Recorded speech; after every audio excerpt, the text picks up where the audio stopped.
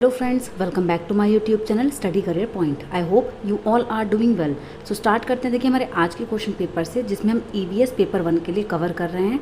तो स्टार्ट करते हैं देखिए हमारे फर्स्ट क्वेश्चन से। देखिए ये जो आपका क्वेश्चन पेपर है जो आपके ऑनलाइन शिफ्ट का लिया हुआ है, ठीक है, 25 जनवरी का आपका क्वेश्चन पेपर है। तो स्टार्ट करते हैं देखिए हमारे फर्स्ट क्वेश्चन के साथ। तो देखिए फर्स्ट क्वेश्चन है, देखिए कक्षा 5 की पाठ्य पुस्तक में गोलकोंडा किले का मानचित्र छपा है। इस मानचित्र के दाहिने निचले भाग पर एक पैमाना छपा है जो इस प्रकार है। पैमाना 1 सेंटीमीटर में आपका किसके बराबर? 110 मीटर के बराबर, ठीक है। यदि इस मानचित्र पर फतेह दरवाज़ा और पेटला बुर्ज के बीच की दूरी 15.4 सेंटीमीटर है तो इन दोनों स्थानों के बीच की वास्तविक दूरी क्या होगी? तो देखिए पैमाने पर जो आपको दी हुई है तो 1 सेंटीमीटर की जो मेज़रमेंट है वो कितनी है? 110 मीटर। तो देखिए इसको भी हम सेंटीमीटर में चेंज कर लेंगे तो यहाँ पर आपका क्या आ जाएगा? 1 मीटर में आपके कितने होते हैं? 100 सेंटीमीटर। तो यहाँ पर आपका कितना आ जाएगा? तो ये आ जाएगा आपका 110 सेंटीमीटर, ठीक है। अब देखिए इन्होंने बोला कि जो फतेह दरवाज़ा है और जो पेटला बुर्ज है उसके जो बीच की दूरी है वो 15.4 सेंटीमीटर है इसी मानचित्र पर, ठीक है। तो यहाँ पर जो आपका इसी मानचित्र पर बताई गई है आपको, लेकिन यहाँ पर एक जो सेंटीमीटर है उसकी स्केल कितनी दी हुई है? तो वो दी हुई है आपको एक पैमाने की 11000। तो देखिए 15.4 सेंटीमीटर की कितनी हो जाएगी? तो 15.4 सेंटीमीटर में आपकी कितनी हो जाएगी? दोनों को मल्टीप्लाई कर देंगे, तो देखिए यहाँ पर जो आपका है मल्टीप्लाई करके क्या आ जाएगा? आपका 1694 और कितना आ जाएगा आपका? 1 के बाद आपका डेसिमल है तो यहाँ पर 00, ठीक है, 00 इतने सेंटीमीटर आपकी आ जाएगी ये इस पैमाने पर, ठीक है, इस मानचित्र पर। अब देखिए इन्होंने जो यहाँ पर डिस्टेंस है आपको कितने में दी हुई है? आपको किलोमीटर में दी हुई है वास्तविक दूरी जो दी हुई है। तो देखिए 1 किलोमीटर कितने के बराबर होता है? तो आपका देखिए 1 किलोमीटर कितने के इक्वल हो जाता है? तो वो हो जाता है आपका, देखिए 1 किलोमीटर आपका कितने के बराबर होता है? 1000 मीटर के, ठीक है, 1000 मीटर के। अब यहाँ पर 1000 मीटर है तो मीटर को भी हम सेंटीमीटर में चेंज करेंगे, दोनों की मेजरमेंट इक्वल होनी चाहिए। तो यहाँ पर इसको 100 से मल्टीप्लाई कर देंगे। तो देखिए यहाँ पर जो आपका मल्टीप्लाई करके आएगा तो वो आपका क्या आ जाएगा? वो आ जाएगा 15 टाइम्स 0, ठीक है। अब देखिए जो हमें दूरी दी गई है वो किस में दी गई है? वो आपको किलोमीटर में दी हुई है, ठीक है। तो हम क्या करेंगे, जो हमारे पास पैमाने पर जो स्केल पर आपकी दूरी आई है उसको क्या करेंगे? 1 किलोमीटर से डिवाइड कर देंगे, ठीक है। तो इसका मतलब क्या है? 1694 डबल टाइम 0 को किससे डिवाइड कर देंगे? 15 टाइम्स 0 को, ठीक है, 15 टाइम्स 0 को। तो देखिए ये दोनों तो कट गए और यहाँ पर 3 के बाद डेसिबल आ जाएगा। तो यहाँ पर आपका जो आंसर है वो क्या हो जाएगा? आपका ऑप्शन नंबर 4 जो हो जाएगा वो यहाँ पर बिल्कुल सही हो जाएगा, ठीक है। यहाँ पर ऑप्शन नंबर 4 जो हो जाएगा वो बिल्कुल सही हो जाएगा। देखिए जो यहाँ पर आपकी यूनिट थी वो क्या थी? आपकी सेंटीमीटर, लेकिन हमें आंसर किस चीज़ में दिया हुआ है? आपका किलोमीटर में, ठीक है। तो हम क्या करेंगे? 1 किलोमीटर जो होगा आपका उससे क्या कर देंगे? उसको डिवाइड कर देंगे। तो 1 किलोमीटर को हम सेंटीमीटर में चेंज करेंगे, उसके बाद उसको डिवाइड करके आंसर निकाल देंगे, ठीक है। तो देखिए चलते हैं हमारे नेक्स्ट क्वेश्चन पर। देखिए नेक्स्ट क्वेश्चन है आपका, सरकारी कानून जिसके अनुसार कोई भी व्यक्ति सांप को पकड़ व रख नहीं सकता है किस अधिनियम के अंतर्गत आता है? तो देखिए कोई भी व्यक्ति सांप को पकड़ व रख नहीं सकता, ये किस अधिनियम के अंतर्गत आता है? तो वो है आपका wild life protection act 1972। Option number 3 जो होगा वो यहाँ पर आपका बिल्कुल सही हो जाएगा। वन्यजीव संरक्षण अधिनियम 1972, ठीक है। तो ऑप्शन नंबर 3 जो है वो यहाँ पर आपका बिल्कुल सही हो जाएगा। चलते हैं देखिए नेक्स्ट क्वेश्चन पर।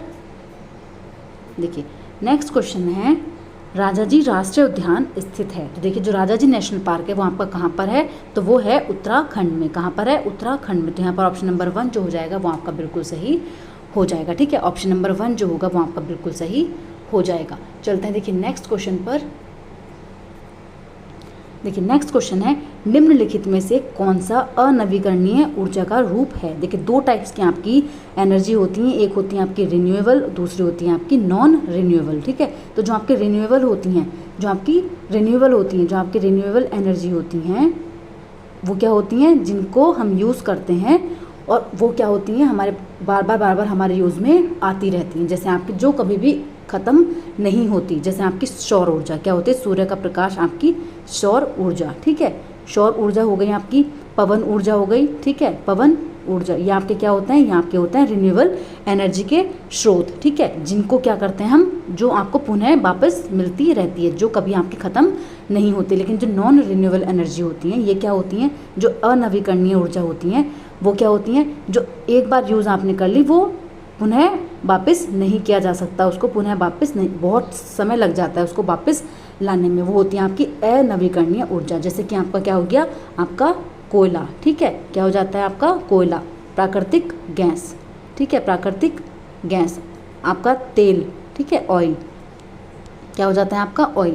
तो ये जो होती हैं आपकी, ये होती हैं आपकी नॉन रिन्यूएबल एनर्जी, जिनको क्या करते हैं, जिनको वापस नहीं लाया जा सकता, जो एक बार आपने यूज़ कर ली तो उसको पुनः यूज़ में नहीं लाया जा सकता, ठीक है। तो यहाँ पर जो आपका अनवीकरणीय ऊर्जा है वो आपकी क्या हो गई, वो हो गई आपकी प्राकृतिक गैस, ठीक है, प्राकृतिक गैस। जो आपकी सौर ऊर्जा है, भूतापीय ऊर्जा और ज्वारीय ऊर्जा, ये आपकी क्या है, ये आपकी नवीकरणीय ऊर्जा के एग्जाम्पल हैं, ठीक है। तो यहाँ पर ऑप्शन नंबर 3 जो हो जाएगा वो आपका बिल्कुल सही हो जाएगा। चलते हैं देखिए नेक्स्ट क्वेश्चन पर।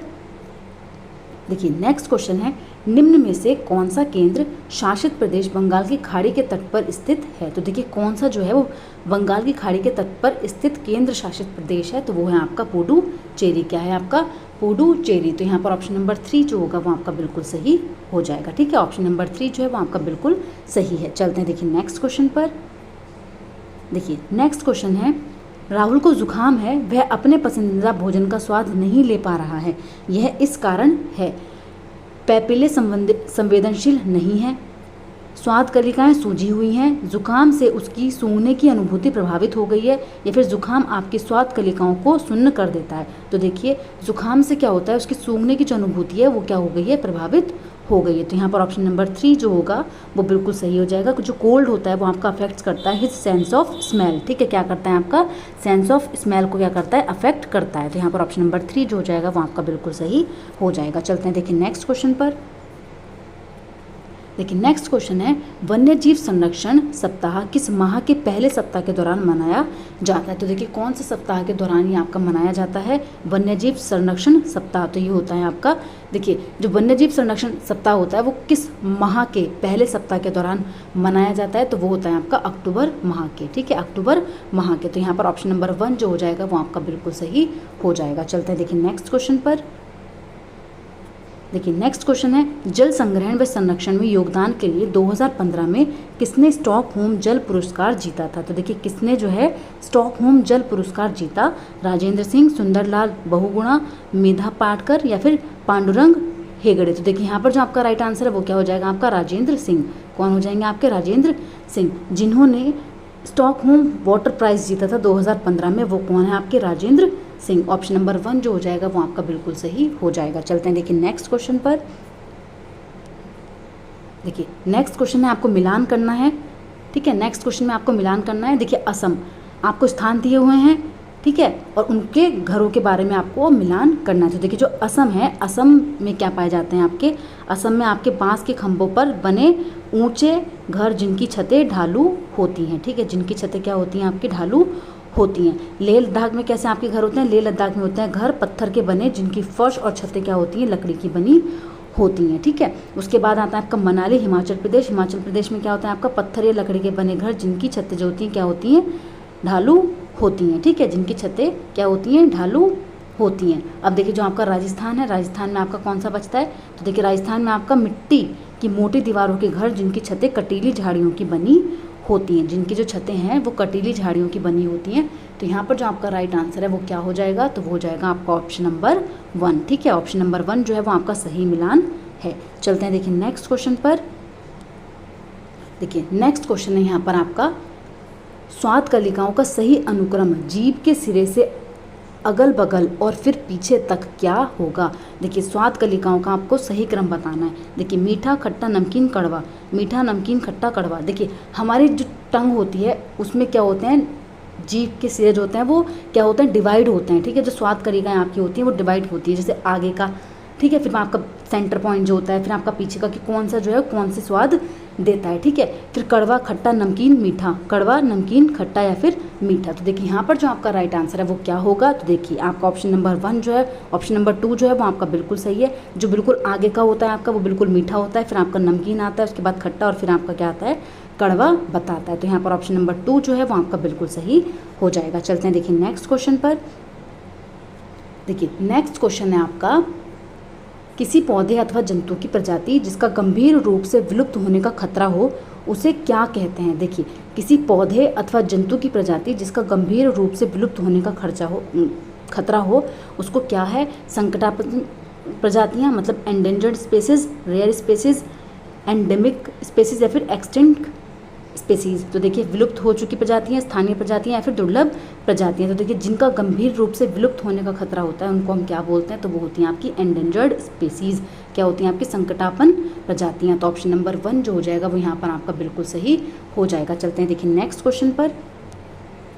देखिए व्रत गिलहरी की प्रजाति पंचमढ़ी जीवमंडल आरक्षित क्षेत्र तक सीमित है और यह कहीं और नहीं पाई जाती, ऐसी प्रजाति को कहते हैं। तो देखिए ऐसी प्रजाति को क्या कहते हैं, अन्य स्थानिक प्रजाति, आक्रामक प्रजाति, स्थानिक प्रजाति या फिर कीट स्टोन प्रजाति। तो देखिए जो यहाँ पर जो प्रजाति होती है पंचमढ़ी जीव मंडल आरक्षित क्षेत्र तक सीमित होती है उसको हम क्या बोलते हैं, तो वो आपकी कहलाती है स्थानिक प्रजाति। क्या होती हैं आपकी, एंडेमिक स्पेसीज। क्या होती हैं आपकी, एंडेमिक स्पेसीज। ऑप्शन नंबर 3 जो होगा वो यहाँ पर आपका बिल्कुल सही हो जाएगा। चलते हैं देखिए नेक्स्ट क्वेश्चन पर।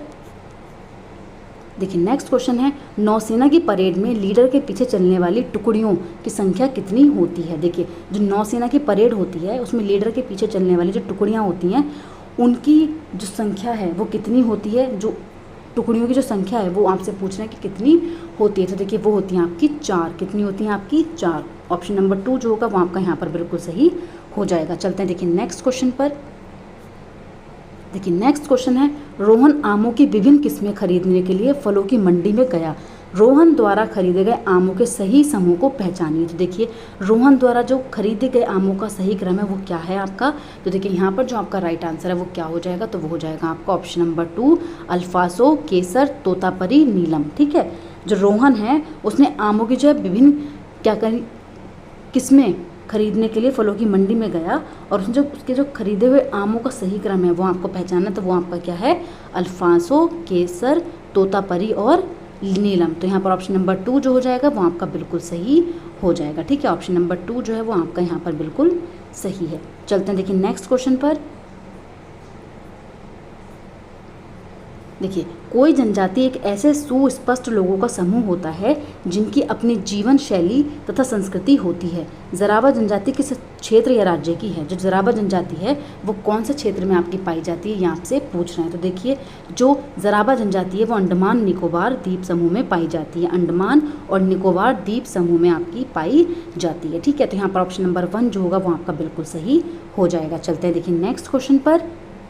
देखिए नेक्स्ट क्वेश्चन है, विषय आवास से संबंधित अपने कक्षा 5 के छात्रों की एक दक्षता पहचानिए। तो देखिए यहाँ पर आपको दक्षता पहचाननी है किसकी, जो आपके आवास से संबंधित है कक्षा 5 के छात्रों की। तो देखिए खेत से बाजार से घर तक की खाद्य पदार्थों की यात्रा की रूपरेखा बनाना, मानचित्रण की संकल्पना को 2 आयामों में एक स्थान का चित्रण से संबंध रखना, कच्चे माल से तैयार उत्पादन तक की यात्रा का वर्णन करना या फिर वनों के संरक्षण हेतु विविध जन आंदोलन का वर्णन करना। तो देखिए यहाँ पर जो आपका राइट आंसर है वो क्या हो जाएगा, तो देखिए वो आपका ऑप्शन नंबर 3 मानचित्रण की संकल्पना को तथा 2 आयामों में एक स्थान का चित्रण से संबंध करना। तो ऑप्शन नंबर 2 जो होगा वो यहाँ पर आपका बिल्कुल सही हो जाएगा। ऑप्शन नंबर 2 जो है वो आपका बिल्कुल सही है। चलते हैं देखिए नेक्स्ट क्वेश्चन पर। देखिए नेक्स्ट क्वेश्चन है आपका, खाद्य भोजन के प्रत्यय पर अपने छात्रों का रचनात्मक रूप से आकलन करने के लिए आप निम्नलिखित में से कौन से कार्य का चयन करेंगे। तो देखिए निम्नलिखित में से कौन से कार्य का चयन आप करेंगे, पक्षी द्वारा खाए जाने वाले विभिन्न खाद्य पदार्थों के चित्र बनाना, शाकाहारी मांसाहारी की परिभाषा याद दिलाना, खाद्य पदार्थों से संबंधित विभिन्न मिथकों के बारे में कक्षा में विचार विमर्श करना। देखिए जहाँ पर भी विचार विमर्श आपका आ गया, मतलब क्या कर रहे हैं, बच्चों के बीच में इंटरेक्शन पैदा कर रहे हैं, विचार विमर्श कर रहे हैं। ठीक है, तो वो क्या होगा आपका, वो रचनात्मकता का ही आपका रूप होता है। ठीक है, किसका, आपका क्रिएटिविटी का ही रूप होता है। तो रचनात्मक रूप आपसे पूछा था, तो वो आपका ऑप्शन नंबर 3 यहाँ पर बिल्कुल सही हो जाएगा। चलते हैं देखिए नेक्स्ट क्वेश्चन पर। नेक्स्ट क्वेश्चन है, पर्यावरण अध्ययन में अवधारणाओं को प्रस्तुत करने की विधियों के चयन के लिए निम्नलिखित में से कौन सा सर्वाधिक महत्वपूर्ण कारक है। तो देखिए कौन सा जो कारक है वो सर्वाधिक महत्वपूर्ण है। अवधारणा की प्रकृति, जीवंत अनुभवों की समृद्धता, विद्यार्थियों की अधिगम प्राथमिकता या वरीयता, मतलब प्रेफरेंस देनी है आपको लर्निंग को ऑफ स्टूडेंट्स, या फिर अधिगम संसाधनों की उपलब्धता। तो देखिए यहाँ पर जो आपका राइट आंसर है वो क्या हो जाएगा, तो वो हो जाएगा आपका option number 3 learning preference of students, विद्यार्थियों की अधिगम प्राथमिकता। ऑप्शन नंबर 3 जो होगा वो यहाँ पर आपका बिल्कुल सही हो जाएगा। चलते हैं देखिए नेक्स्ट क्वेश्चन पर। देखिए नेक्स्ट क्वेश्चन है, पर्यावरण अध्ययन शिक्षण हेतु निम्नलिखित में से किस कारण से समूह चर्चा उपयुक्त विधि है। तो देखिए किस कारण जो है वो समूह चर्चा जो होती है वो उपयुक्त विधि है। अंतर्व्यक्तिक कौशलों का विकास होता है, बच्चे विभिन्नताओं का सम्मान करना सीखते हैं, बहुमुखी चिंतन नवीन समाधान में सहायक है, विषयों के बीच की सीमाएं तोड़ने में सहायक है। तो देखिए यहाँ पर जो आपका राइट आंसर है वो क्या हो जाएगा, तो देखिए वो हो जाएगा आपका ऑप्शन नंबर 3 बहुमुखी चिंतन बच्चे का होता है और नवीन समाधान में क्या होते हैं, ये सहायक होते हैं। तो यहाँ पर ऑप्शन नंबर 3 जो है वो आपका बिल्कुल सही हो जाएगा। चलते हैं देखिए नेक्स्ट क्वेश्चन पर। देखिए नेक्स्ट क्वेश्चन है, कक्षा 5 के छात्रों के लिए परिवार एवं मित्र विषय के लिए एक दक्षता की पहचान कीजिए। तो देखिए इस विषय के लिए आपको दक्षता की पहचान करनी है। सामुदायिक भोजन खाने के कारण का उल्लेख कीजिए, स्थानांतरण तथा विस्थापन में अंतर स्पष्ट कीजिए, ग्रामीण व शहरी क्षेत्रों में घरों की सामग्री में अंतर स्पष्ट कीजिए, या फिर स्पष्ट कीजिए कि विविध प्रकार की वस्तुओं के निर्माण के लिए भिन्न औजारों और सामग्री की आवश्यकता क्यों होती है। तो देखिए यहाँ पर परिवार और मित्र, फैमिली और फ्रेंड्स के बारे में आपको बताना है। तो विषय के लिए एक दक्षता की पहचान आपको करनी है कक्षा 5 के लिए। तो आप क्या करेंगे यहाँ पर, तो देखिए जो आपका यहाँ पर जो आपका आंसर है वो क्या हो जाएगा, ऑप्शन नंबर 2 स्थानांतरण तथा विस्थापन में अंतर स्पष्ट कीजिए। देखिए differentiation between transfer and displacement, यहाँ पर ऑप्शन नंबर 2 जो हो जाएगा वो आपका बिल्कुल सही हो जाएगा। ठीक है, आइडेंटिफाई करनी थी आपको फैमिली और फ्रेंड्स के बारे में कक्षा 5 की क्लास की। ठीक है, कक्षा 5 के क्लास के लिए। देखिए यहाँ पर रूरल और अर्बन एरिया में डिफ्रेंशिएट करना है, मटेरियल टूल्स में करना है, ये आपका गलत हो जाएगा। कम्युनिटी ईटिंग के बारे में करना है, ये भी आपका गलत हो जाएगा। तो यहाँ पर आपका क्या है, स्थानांतरण और विस्थापन में अंतर स्पष्ट कीजिए। ठीक है, चलते हैं देखिए नेक्स्ट क्वेश्चन पर।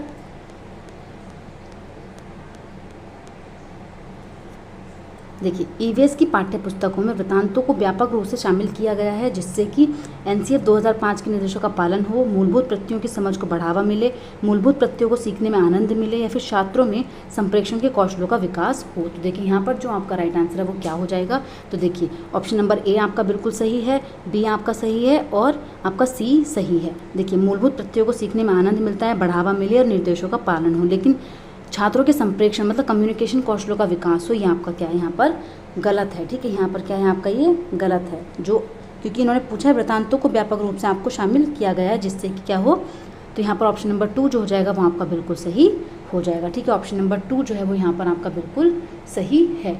चलते हैं देखिए नेक्स्ट क्वेश्चन पर। देखिए नेक्स्ट क्वेश्चन है, निम्नलिखित में से कौन से कथन संरचनात्मक आकलन की विशेषताओं का वर्णन करते हैं। देखिए कौन से जो ऑप्शन है आपके वो संरचनात्मक आकलन की विशेषताओं का वर्णन करते हैं। तो देखिए यह सब बच्चों को दिए जाने वाले औपचारिक परीक्षण हैं। इसमें बच्चों को यह पता नहीं चलना कि उनका आकलन किया जा रहा है। यह प्रगति पत्र में दर्ज किए जाने वाला विवरण है। यह सीखने के दौरान बच्चों की प्रगति का अवलोकन है। यह बच्चों की गतिविधियों के अवलोकन द्वारा उनके सीखने में सुधार की प्रक्रिया है। तो देखिए यहाँ पर आपका जो ऑप्शन है, देखिए यहाँ पर तो आपके ऑप्शन देखने हैं। देखिए बच्चों की गतिविधियों के अवलोकन द्वारा उनके सीखने में सुधार की प्रक्रिया, ये भी आपका बिल्कुल सही है। ठीक है, ये भी आपका बिल्कुल सही है। यहाँ पर यह प्रगति पत्र में दर्ज किए जाने वाला विवरण है, ये भी आपका बिल्कुल सही है। यह सीखने के दौरान बच्चों की प्रगति का अवलोकन है, ये भी आपका सही है। ठीक है, इसमें बच्चों को यह पता नहीं चलना कि उनका आकलन किया जा रहा है, ये भी आपका सही है। यह सब बच्चों को दिए जाने वाले औपचारिक परीक्षण हैं। यह सब बच्चों को दिए जाने वाले औपचारिक परीक्षण है, ये आपका बिल्कुल गलत है। ऑप्शन नंबर ए जो हो जाएगा वो आपका बिल्कुल गलत हो जाएगा कि ये सभी बच्चों को दिए जाने वाले क्या है, औपचारिक परीक्षण नहीं होता है ये। ठीक है, औपचारिक परीक्षण नहीं होता। तो यहाँ पर ऑप्शन नंबर ए तो बिल्कुल ही गलत है। ठीक है, तो यहाँ पर देखिए आपके सी डी ई भी आपका सही है और आपका बी डी ई भी आपका बिल्कुल ठीक है। यहाँ पर दोनों ऑप्शन आपके बिल्कुल सही हैं। सेकंड भी आपका सही हो सकता है, फोर्थ भी आपका सही हो सकता है। तो यहाँ पर दोनों ही ऑप्शन आपके बिल्कुल सही हैं। ठीक है, ऑप्शन नंबर 2 और 4 आपके दोनों ही सही हैं। चलते हैं देखिए नेक्स्ट क्वेश्चन पर। देखिए नेक्स्ट क्वेश्चन है, निम्नलिखित में से कौन से कथन समेकित मूल्यांकन की विशेषताओं का वर्णन करते हैं। देखिए कौन से जो हैं वो आपके असेसमेंट की विशेषताओं का वर्णन करते हैं। यह निर्धारित मानदंड के आधार पर बच्चे के कार्य की गुणवत्ता की जांच करना है। यह सीखने के दौरान बच्चे की उपलब्धि की गुणवत्ता को परखना है। यह एक बच्चे की उपलब्धि की तुलना दूसरे बच्चों की उपलब्धि से करना है। यह एक बच्चे की प्रगति की तुलना स्वयं की पिछली प्रगति से करना है। तो देखिए यहाँ पर जो आपका राइट आंसर है वो क्या हो जाएगा, तो देखिए वो है आपका, देखिए यहाँ पर ए जो है वो आपका बिल्कुल सही है। यह निर्धारित मानदंड के आधार पर बच्चे के कार्य की गुणवत्ता की जाँच करता है। और आपका क्या हो जाएगा, यह बच्चे की उपलब्धि की तुलना दूसरे बच्चों की उपलब्धि से करना है। तो यहाँ पर जो आपका ऑप्शन नंबर 2 हो जाएगा वो आपका बिल्कुल सही हो जाएगा। तो यहाँ पर ऑप्शन नंबर 2 जो है वो आपका बिल्कुल सही है। ठीक है, ऑप्शन नंबर 2 जो है वो आपका बिल्कुल सही है। चलते हैं देखिए नेक्स्ट क्वेश्चन पर। देखिए नेक्स्ट क्वेश्चन है, राष्ट्रीय पाठ्यचर्या रूपरेखा 2005 के अनुसार EVS पाठ्यचर्या में सुझाए गए 6 थीमों में से निम्नलिखित में से कौन सी एक थीम कौन सा है। निम्नलिखित में से कौन सा जो है वो एक थीम है। तो देखिए यहाँ पर जो आपका राइट आंसर है वो क्या हो जाएगा, तो देखिए पौधे, पशु, आश्रय या फिर हमारे चारों ओर परिवर्तन। तो देखिए यहाँ पर जो आपका ऑप्शन नंबर 3 है, आश्रय, जो आपका शेल्टर है, ये आपका थीम का पार्ट है। ऑप्शन नंबर 3 जो हो जाएगा वो आपका बिल्कुल सही हो जाएगा। चलते हैं देखिए नेक्स्ट क्वेश्चन पर।